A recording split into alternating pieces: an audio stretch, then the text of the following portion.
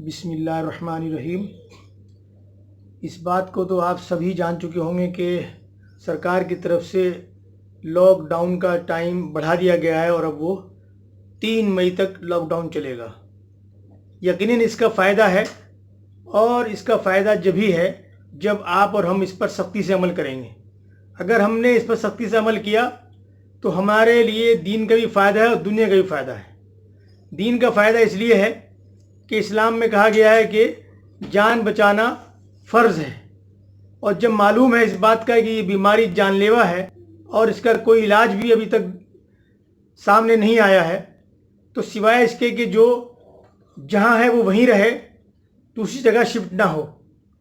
اس لیے ہم کو جو سرکار کی طرف سے آدیش ہے اس کا پالن کرنا چاہیے، اس کے اوپر پوری طرح سے عمل کرنا چاہیے تاکہ ہم محفوظ رہیں اور بیماری ایک دوسرے کو نہ لگے۔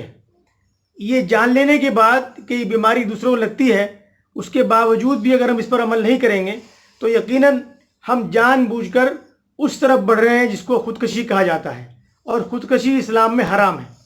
تو ہم دونوں طرف سے نقصان میں ہیں اگر ہم اس پر عمل نہیں کرتے ہیں، دین سے بھی اور دنیا سے بھی۔ ظاہر بات ہے ایک طرف ہم دین کے لیے نقصان کر رہے ہیں، اور دوسری طرف ہم سرکار کی طرف سے جو آدیش ہے اس کا ہم پالن نہیں کر رہے ہیں، تو دونوں طرف سے نقصان ہے۔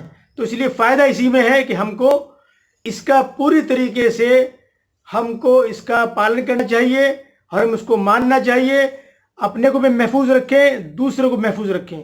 اگر ہم بچتے ہیں، تندرست رہتے ہیں، زندہ رہتے ہیں، تبھی ہم نماز بھی پڑھ پائیں گے، آنے والے رمضان میں روزے بھی رکھ پائیں گے اور نیک عمل بھی کر پائیں گے۔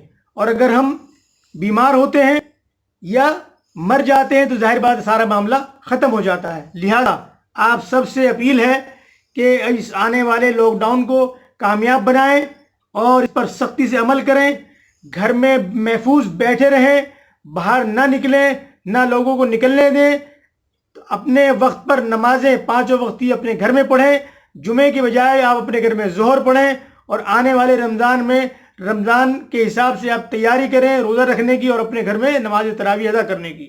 جزاک اللہ خیر۔ السلام علیکم رحمۃ اللہ وبرکاتہ۔